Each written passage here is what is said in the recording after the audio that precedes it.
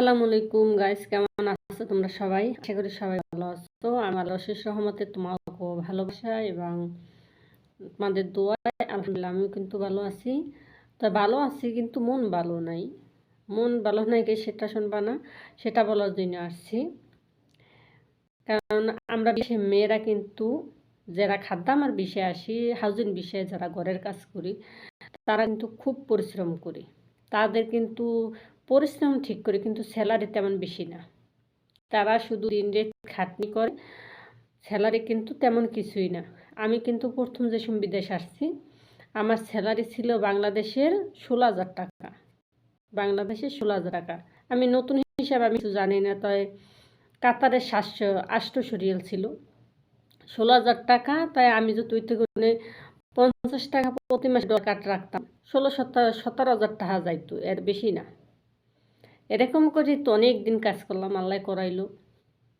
তো এখন যদি কোনো একটা নতুন মানুষ আসে, তো যেমন হ্যাঁ স্যালারিটা এখন সব কিছুর একটু দাম বাড়তি, ডলারের দাম ডলার একটু বেশি। আমরা যে সময় প্রথম আসছি ওই সময় ছিল 22 টাকা, আর এখন তো হচ্ছে যে 30 টাকার কাছাকাছি। তাই একটু একটু বাড়তি। তো এর জন্য যেমন 1,000 টাকা স্যালারিতে বাংলাদেশে 30,000 টাকা যায়।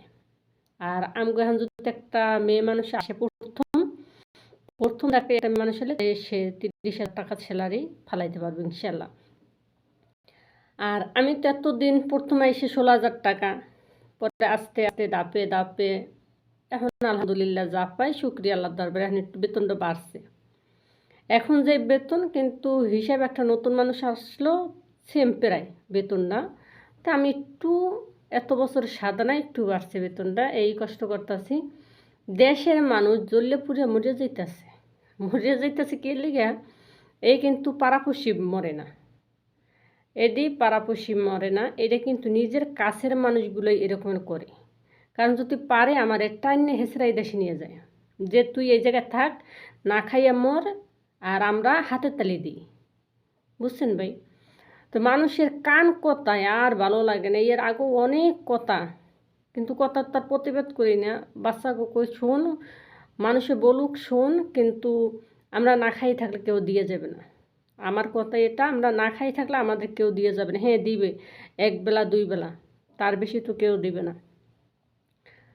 কারণ আগে তো মনে করেন মানুষ একটা কাপড় যদি পুরান একটা 3 পিস পরে থুইতো দিত, ওইটা পরতাম। আর এখন আলহামদুলিল্লাহ বাচ্চাদেরও নতুন কাপড় চোপড় দিতে পারি, নিজে ইচ্ছে করলে যা মন চায় তা কিন্তু পরতে পারি। সেটা মানুষের চোখে ভালো লাগে না, বুঝছেন? সেটা মানুষের চোখে ভালো লাগে না। এখন আবার ইদানিং কি একটা সুর বের করছে, এটা আমার দেশের মানুষের কাছে কালার বানানোর জন্য। কারণ আমি একটা মেয়ে মানুষ 3 লাখ টাকা স্যালারি পাই। এই 3 লাখ টাকা স্যালারি একটা মেয়ে মানুষ পায়, সে কী কাজ করে আমার মানিরে বুঝুন। আমি যদি 50,000 টাকা স্যালারি পাইতাম তো দুঃখ থাকতো না। হ্যাঁ আমি 50,000 টাকা স্যালারি পাই, আমি 50,000 টাকা অত স্যালারি পাই না। অথচ আমার কাছের মানুষই সবার কাছে, আমার বাচ্চাদের কাছেই বলতেছে তোর মায় নাকি, আমি নাকি লন্ডন গেছি, আমি নাকি এখন বর্তমানে লন্ডন আছি। আমি কিন্তু সৌদি আরব, আমি নাকি লন্ডন আছি, লন্ডন থেকে নাকি আমি 3 লাখ টাকা মাসে ইনকাম করি। এইসব কথা কত ভালো লাগে। এটি মনে করেন আমার ঘরের মানুষের কাছে হয়তো ওই মানুষটিতে পেছ লাগায়, যে হ্যাঁ রিনা 3 লাখ টাকা 4 লাখ টাকা স্যালারি পাই, রি করে কি? অথচ আমি তো 50,000 টাকাও স্যালারি পাই না। তো এরকমের অনেক অনেক আমি ইয়ে করি, আমি সেই করি। আমার মনে করেন আমার পাগল বানাই হেলায়। হয়তো আমি কানে শুনি না, কিন্তু কথাটি কিন্তু আমার বাচ্চারা শুনে। আমার বাচ্চাদের কাছে একজন একটা কথা প্রশ্ন করে, তো ওই জন্য কিন্তু ওদের খারাপ লাগে। আর ওরা আমার কাছে বললেও কিন্তু খারাপ লাগে। আচ্ছা আপনাদের কাছে আমার প্রশ্নটা রইল, আমি তখন বাসা বাড়িতে কাজ করি, ঠিক না? আমার মালিক যেদিকে যাবে, আমাকে যদি নিয়ে যায়, মনে করেন লন্ডন যাও, আমেরিকা যাও, দুবাই যাও, যে কোনো রাষ্ট্রেই যাও, ওরা কিন্তু একটা খাদ্যামার সাথে করে নিয়ে যায়। খাদ্যামারা যদি সাথে করে নিয়ে যায়, ওই খাদ্যামারার তো সেমি স্যালারি হয়। খাদ্যামারা তো তাদের কাজ করার জন্য নেয়, তাই না? তারা তো আর আরেকজনের কাজ করতে দিবে না, বা ওরা তো আর আমার ওই জায়গায় সাইডে দিবে না। এই প্রশ্নটা আপনাদের কাছে, যারা মেয়েরা বিদেশ করে সবাই, বাইরেও বুঝবে, ভাইয়েরাও বুঝবো।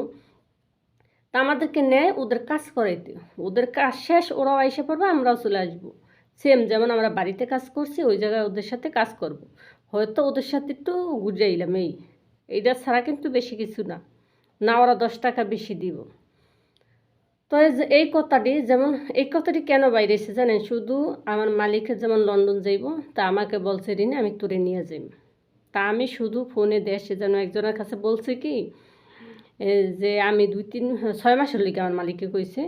তা আমি বলছি কি যে আমি 2-3 মাসের লেগে মনে হয় সৌদির থেকে কোনো জায়গায় যাইতে পারি, লন্ডনের ওদিকে নিয়ে যাইতে পারে মালিকে। কথার পৃষ্ঠে আমি এই কথাটা বলছি। এখন ওইটাই আর কি সূত্র ধইরা কি বলছে, আমি লন্ডনে কাজ করি 3 লাখ টাকা করে স্যালারি পাই। বলেন, এত যদি নিজের কাছের মানুষ, এই মানুষটি কিন্তু নিজের কাছের মানুষ, কোনো দিন আমার ভালো চায় নাই আর চাবেও না।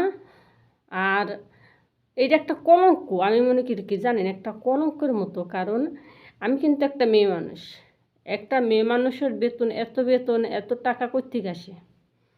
এমনি তো আমাদের দেশের মানুষ করে মেয়ে মানুষ নাকি খারাপ কাজ করে, মেয়ে মানুষ নাকি খারাপ কাজ করে। তারপরে যদি ওরে এই কথা তারা যদি ঘুরিয়ে অল জায়গায় যদি কয়, কারণ দেশের মানুষ আমরা মায়া চাষিরা বা এখন ঈদের যে মানুষটি আছে কথা কিন্তু পেটে থাকে না, কথারে মনে করেন লতা বানায়, একটার লগে একটার কানে গুনে আরেকটার কানে গুনে আরেকটায়। বিশেষ করিয়া আমার ঘরের সাথে 2-3 জন লোক আমার কাছের লোকই, এই লোকটি সারাদিন তো কোনো কাজই নেই, শুধু কথায় আর কথা। এর দ্বারে যাইবে বইব কথা কইব, ওর দ্বারে যাই কথা কইব। কের কি দোষ, কের কি গুণটা কইব না, দোষটাই কইব সবসময়। তাই যারা এরকম করেন যদি আমার ভিডিওটা দেখেন তো সে বুঝতে পারবেন অবশ্যই যে এটি কারে বলতে আছে আমি কথাটি। হয়তো তাদেরকে বলি আপনারা ঠিক হয়ে যান, ভালো হয়ে যান। আমরা কিন্তু আর আমার নিয়ে আপনারা কেউ বাজে কথা বললেন না, কারণ আমি সৌদি আরবে আছি, আমি সৌদি আরবে কাজ করি, আমি কোনো লন্ডন ফন্ডন কোনখানেই নাই, আমি সৌদি আরবে আছি। আর আমার মালিক যদি আমাকে নিয়েও যায় তাও কিন্তু আমার সেম স্যালারি দেবে, আমার কোনো 3 লাখ টাকা স্যালারি নেই। একটা ছেলে মানুষও লন্ডন যেয়ে 3 লাখ টাকা স্যালারি ইনকাম করতেন, আর আমি তো একটা মেয়ে মানুষ। তো এইসব কথা বাদ দেন, মানুষের এত নিন্দা বাসা করেন না, কারণ এটি ভালো না। কোন সময় আল্লাহ কী করে কেউ জানে না। আমি বিদেশে আসছি, অবশ্যই আপনারা কিন্তু চোখে দেখছেন যে আমি কী কারণে বিদেশে আসছি। তো যাই না শুনে আপনাদের কিন্তু এটা করা ঠিক না, এটা করা ঠিক না। আপনারা ভালো হয়ে যান। আর যদি আমার দেখে আপনাদের চোখে এতই শুল হয় যে ঋণের টাকা পয়সা আছে, ঋণে ইয়ে করছে, ঋণে ইয়ে করছে, যদি আপনাদের শুলে তা আপনারাও বিদেশে আসতে পারেন। আপনাদের জন্য বিদেশের দরজা বেটারা খোলা রাখছে। প্লিজ আপনারা এরকমের কেউ আমাদের নিয়ে বাজে কথা বলবেন না, আপনাদের কাছে অনুরোধ করলাম। তাই সবাই ভালো থাকবেন, আমার জন্য দোয়া করবেন। আল্লাহ হাফিজ, আসসালামু আলাইকুম।